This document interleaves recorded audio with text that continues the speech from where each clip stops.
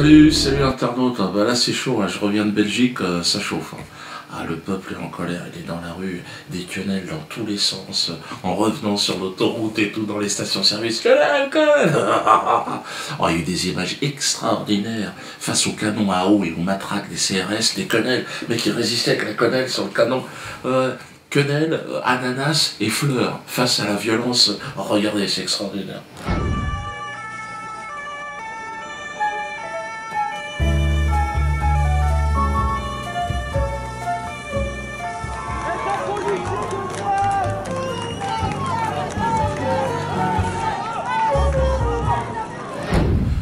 Que la révolution est en marche. Une révolution par la farce, l'humour, la dérision extraordinaire. Les esclavagistes banquiers d'ailleurs sont nerveux, très très nerveux. Et puis alors tout ce qu'ils entreprennent foire carrément. On l'avait vu avec le film sur Ilan Halimi. Vous vous souvenez? Mais si, le film, enfin c'est vrai qu'il a fait 50 000 entrées, je crois, la première semaine. Non, je te jure, même Jean-Marie Bigard, il se foutait.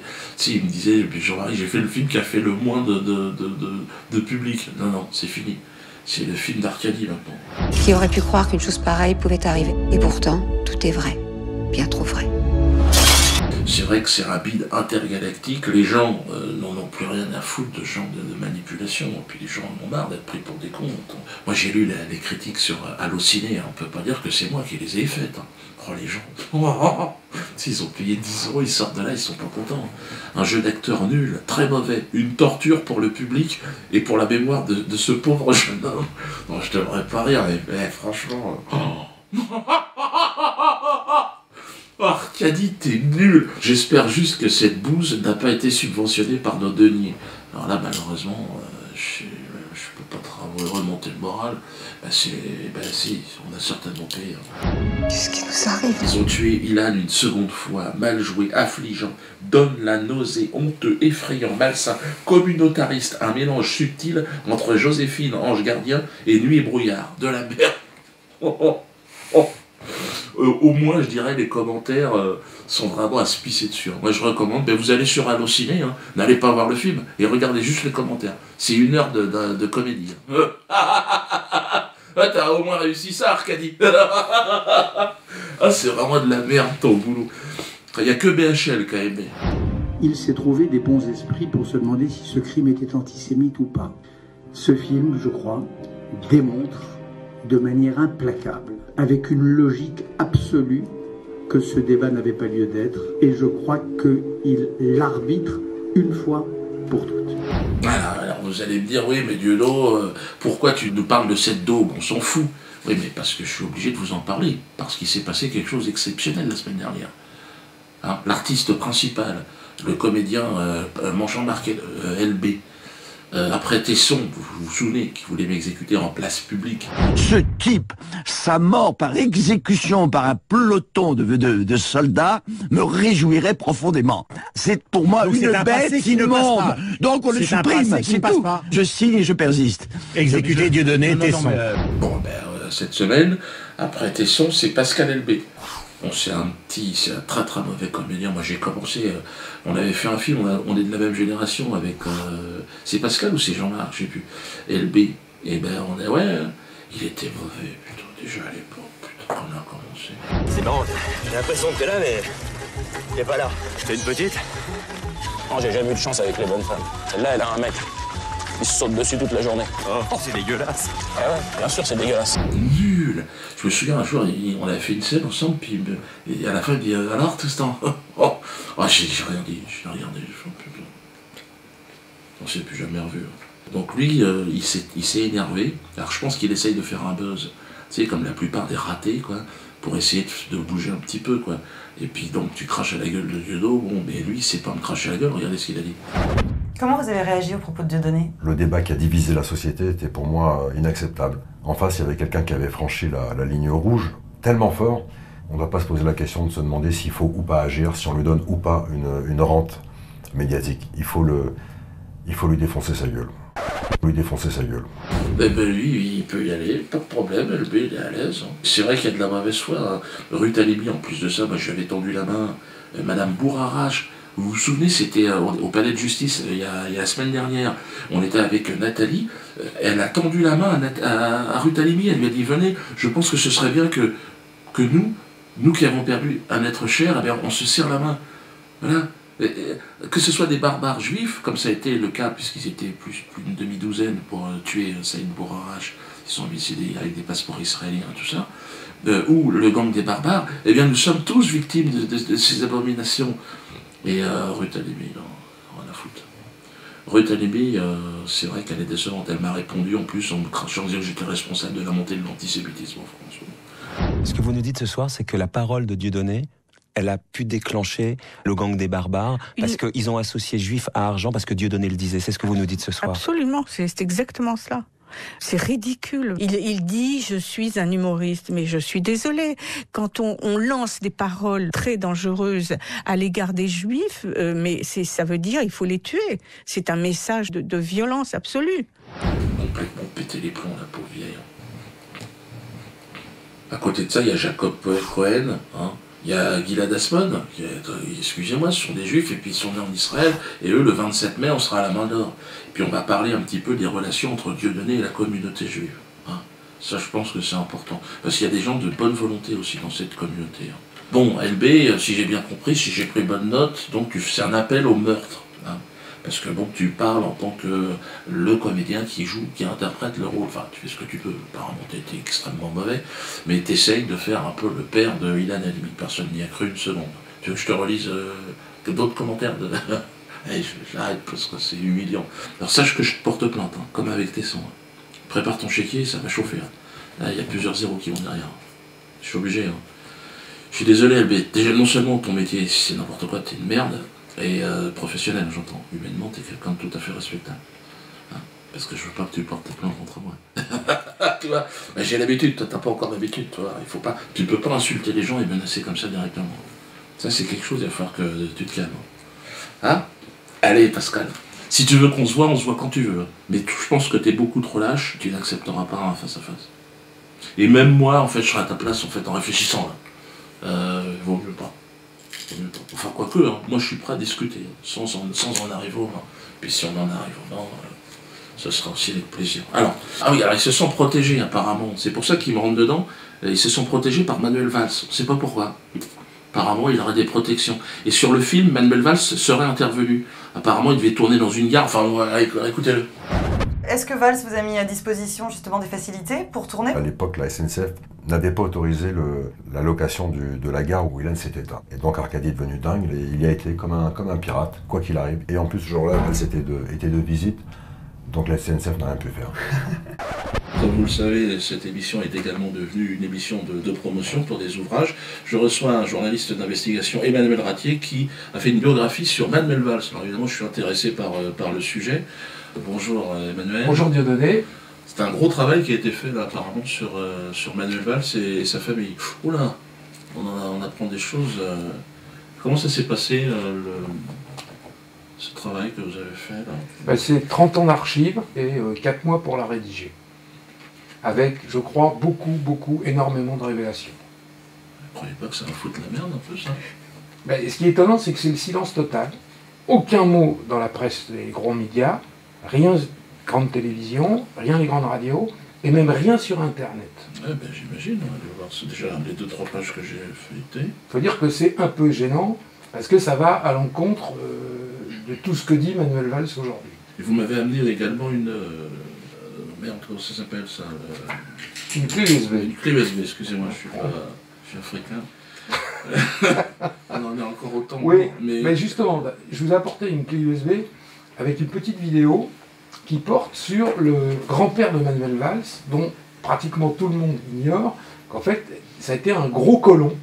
Merde, une ordure, enfin... Au Sierra Leone, qui était une colonie britannique du début des années 30 jusqu'aux années 60. Ah, d'accord. Alors, on peut peut-être la regarder. Bon, on va peut-être la regarder, ouais, ça va nous donner... Ce qui expliquerait aussi l'attitude de Manuel Valls, cette haine du nègre, peut-être qu'il a, peut-être de manière culturelle, qui viendrait de son grand-père.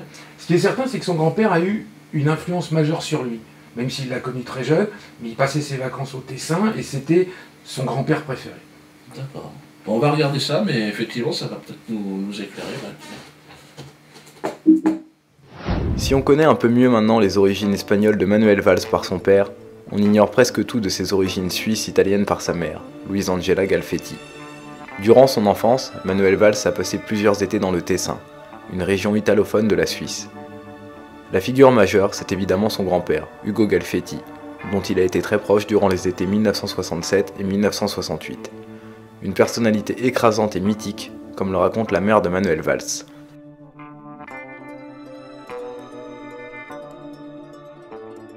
Ce que vous voyez sur ces images, ce n'est pas un mercenaire, mais Ugo Galfetti en action.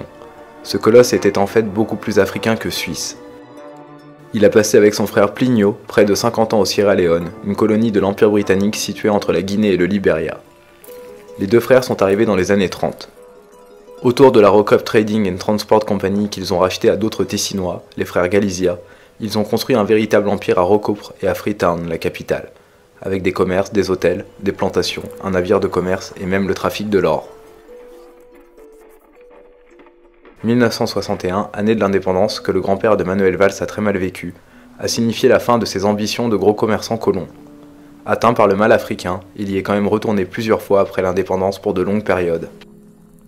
En tant que gros homme d'affaires, le grand-père de Manuel Valls déléguait bon nombre de ses tâches à des régisseurs, comme Antonio Robiani qu'on voit ici raconter ses souvenirs. Messi la bestia nera dalla ditta Galizia, in principio. Tant'è vero che i Don, quando il figlio piangeva, diceva guarda che c'è il mister Antonio, perché ma credevano forse un diavolo da quella parte lì, perché era sempre da tribulare con i neri, per quella. Però i neri che facevano bene, che sempre stai attaccati a me quelli mi portavano sempre, mi difendevano sempre bene. Perché capivano che me andavo via magari in canna sberla, ma a me però mai toccare ai negri. Donc là, Manu, tu comprendras bien que ton grand-père, on lui pisse à l'arrêt. Hein. Ah ouais, je lui chie dessus. Hein. Sur toute ta famille de ce côté-là, crois-moi bien que tout ce côté colon en Sierra Leone, et on est nombreux. Hein. Et moi, j'appelle les Africains, hein, n'acceptez pas qu'ils viennent chez vous, ce mec-là. Ah non, non, non, franchement, c'est pas possible. Hein. Puis alors, c'est une girouette, le gars. Ah bah, dans le sens du vent, systématiquement. Pro-palestinien, anti-sioniste à un moment donné, ouais. L'édification d'un mur honteux, la poursuite des colonisations, le sort des prisonniers, l'absence de dialogue, l'humiliation, bref, des événements qui ne vont pas dans le sens de la paix. L'accumulation insupportable, il y a encore quelques heures de victimes.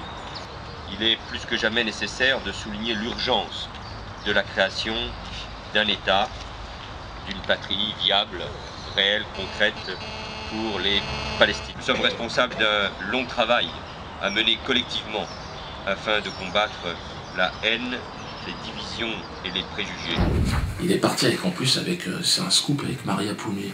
Maria Pumer, bon, c'est quelqu'un, elle a été étiquetée comme révisionniste. Bon, il faudrait lui poser la question. Mais c'est vrai que les chambres à gaz, elle n'est pas à 100% dessus. Hein. J'en ai discuté un petit peu. Il restait quelques pourcentages il y a quelques années, mais là, elle n'est pas persuadée que ça existait, les chambres à gaz. Bon, moi, après, chacun fait ce qu'il veut.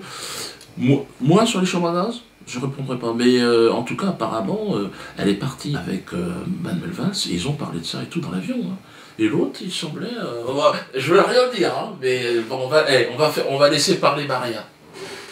Tiens, fais un flou. Fais un flou, flou, et des flous. Oui, j'ai connu personnellement Manuel Valls il y a quelques années, parce que nous étions très proches dans la solidarité avec la Palestine. Nous avons fait ensemble un voyage en 2001, alors que l'intifada venait d'éclater. Nous avons été reçus par le Fatah, nous déjeunions ensemble, nous allions au débat organisé par Daniel Warszawski à Jérusalem. Nous avons visité Rafah, le camp de Khan Younes, et Manuel Valls était quelqu'un de remarquable, de fascinant. Si jeune, le plus jeune maire de France. Il avait jumelé sa ville d'Evry avec le camp de Khan Younes. Pas un socialiste n'était à sa hauteur dans l'antisionisme. L'indignation face à ce qu'Israël faisait était Bon, on était exactement sur la même longueur d'onde. Hein. Bon, l'arrivée, vous savez, à l'aéroport d'Israël, là, tout le monde fait des blagues. Bon, ben, on en a fait aussi, hein. Vous savez, parce que les douaniers israéliens, ils vous fouillent jusqu'à l'os, ils vous font patienter des heures et tout ça. Bon, tout le monde dit, ah oui, c'est Auschwitz, on connaît, enfin, on est arrivé, c'est déjà ça. Bon, bref. Alors, Manuel Valls est quelqu'un, je le répète, de sympathique, parce qu'il est spontané. C'est quelqu'un qui croit ce qu'il fait, qui croit ce qu'il dit, qui pense. Voilà, il pense. Il pense. Alors forcément, avant, il ne connaissait pas Dieudonné. Maintenant, il l'a découvert. Bon, ça change des choses dans sa vie, beaucoup de choses changent. Hein. Alors maintenant, il ne connaît plus la Palestine. Il a oublié, tant pis. Dommage. Mais il a lancé quand même... il a beaucoup contribué à l'essor de la solidarité en France en 2001. Hein, l'année où personne ne se lançait encore, parce que tout le monde était terrifié par la possibilité de se faire traiter d'antisémite. Hein, maintenant, ça marche moins bien. Mais à l'époque, il fallait être très courageux hein, pour aller en Palestine... rencontrer les gens de Yasser Arafat. Hein. Voilà, mais il l'a fait. Il l'a fait. On est dans un monde étonnant. Le Premier ministre qui part avec Maria Poulet, à l'époque, bras dessus, bras dessous. Il y a des copains à lui qui vont pas aimer. Vous vous souvenez au Trocadéro quand il disait antisioniste égale antisémite, hein, le mec était un sacré antisémite, toi. Tous ceux qui ne peuvent pas accepter que la haine se déverse dans nos quartiers au nom de la critique d'Israël, nous devons faire corps, nous devons être unis pour combattre cet antisémitisme nouveau qui est né, qui se nourrit de cet antisionisme. Moi j'y crois plus trop dans le système. Moi je suis sorti. J'ai des copains qui sont dedans, qui m'appellent de temps en temps, hein, me disent oh allez reviens. Je dis non, je reviendrai pas dans le système. Moi j'ai un pote, il arrive à s'en sortir. Bon, il me dit mon pote c'est tout bête mais il faut pas trop réfléchir. Et c'est vrai que lui il réfléchit pas du tout. Lui il rentre du boulot, il allume la télé, BFM TV. Il dit là je suis pris en charge, je suis bien. Il s'en sort bon. Médicaments, à côté, suppositoire, alcool, vraiment, la complète. Hein. Non, ce qui est le plus chiant, c'est pour les jeunes. Quand tu vois le taux de suicide chez les jeunes. J'ai vu une société où les enfants se suicident c'est pas normal. Ils ont la drogue, tu me diras. Ils peuvent se raccrocher à quelque chose. Il y a quand même une main tendue de la société. Hein. Drogue-toi. Bon, c'est vrai que c'est quelque chose, ça fait partie plus ou moins de la sécurité sociale. Enfin, à peu près, quoi. Mais c'est difficile, hein, moi je vois... Mais alors il y a l'école, tiens, on va arriver au JRE. Il y a l'école. Ben, c'est-à-dire que l'école est censée accompagner nos enfants jusqu'à 16 ans. Mais bon, ça marche plus ou moins. Hein. Moi j'ai mon fils qui a 14 ans, il ne veut plus y aller. Hein. Oh, il ne veut plus aller à l'école. Je lui dis, va à l'école. Il me dit, non papa, je n'irai pas à l'école. Je dis, ben, va au moins à la récréation. Tu vois. Et en tant que parent, tu essayes de le motiver au maximum, le gosse, ce qui est logique. Il me dit, non. Il avait son manuel d'histoire dans les mains. Enfin, bon, c'était pas sûr. Vous pouvez l'acheter. D'ailleurs, il est recommandé sur le site Dieudosphère. Hein, n'hésitez pas. Achetez-le en très grand nombre. Et donc, mon fils, il avait son manuel d'histoire. Il le jette sur la table comme ça. On était en train de manger. Je lui dis, mais qu'est-ce que tu... Il me dit, ouais, c'est de la merde. Oui, bien sûr, c'est de la merde. Mais il faut en manger un peu tous les matins. Là. On a fait comment, nous, les générations avant? L'autre, il s'est enfilé un chapitre entier, l'autre, dans l'après-midi, de son manuel d'histoire. Classe de 3e. Voilà, je ne raconterai pas quel chapitre il s'est engurgité, il a chopé la chiasse automatiquement. De toute façon, c'est toujours le même chapitre. Et donc, je lui dis, mais non. Je lui dis à mon fils, essaie de te reprendre en main.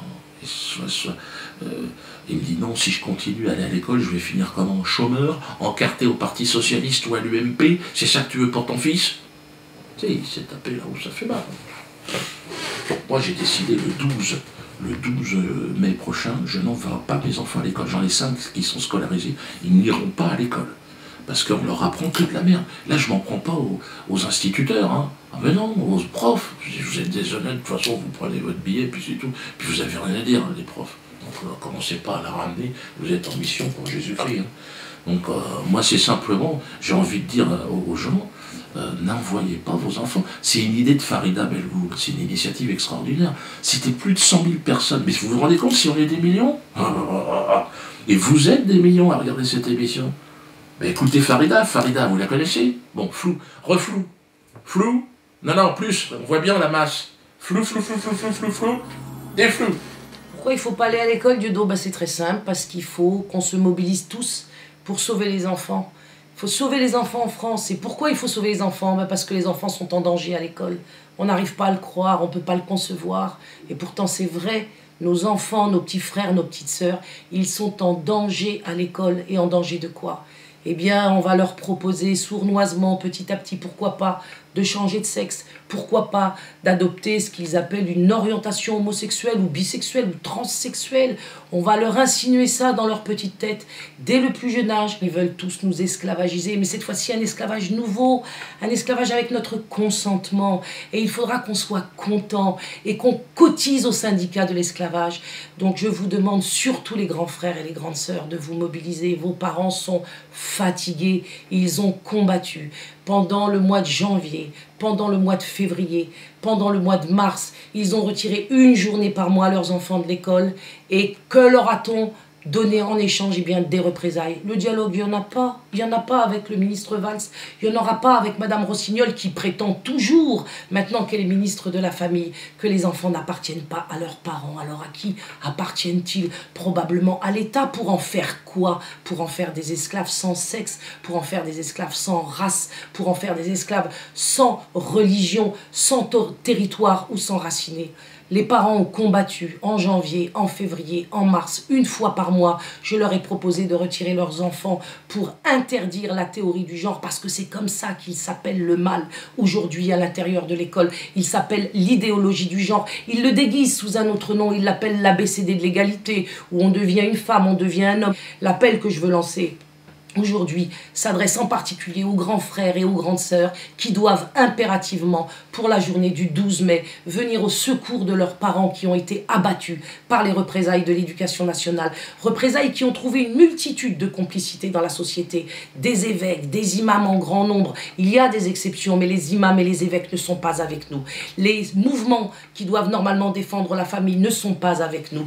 Les associations de parents d'élèves non plus, les partis politiques. Il ne reste plus que vous, les grands frères et les grandes sœurs, pour venir au secours de vos parents, pour venir les soutenir. Et vous-même, lycéens et collégiens, n'allez pas à l'école le 12 mai, parce que le 12 mai, si vous n'allez pas à l'école, vous direz au pouvoir qu'il veut vous esclavagiser, vous enlevez votre identité sexuelle, vous enlevez votre identité raciale, vous enlevez votre identité religieuse, que vous ne laisserez pas faire, que vous soutenez vos parents et que dans la bonne direction vous irez avec moi, avec Dieudo, avec tous ceux qui se battent actuellement en France pour sauver la France, pour la résurrection de la France, mais aussi pour sauver le monde entier. Parce que si la France tombe, le monde entier tombera. Difficile à vous expliquer cela, mais la France, vous le savez, est un modèle que tout le monde suit. Soyons le modèle pour combattre, pour résister, et nous devons impérativement sauver nos enfants, sauver les petits frères, sauver les petites sœurs. Un moyen efficace, la journée de retrait de l'école, le 12 mai, avec moi et avec Dieudo. Je compte sur vous.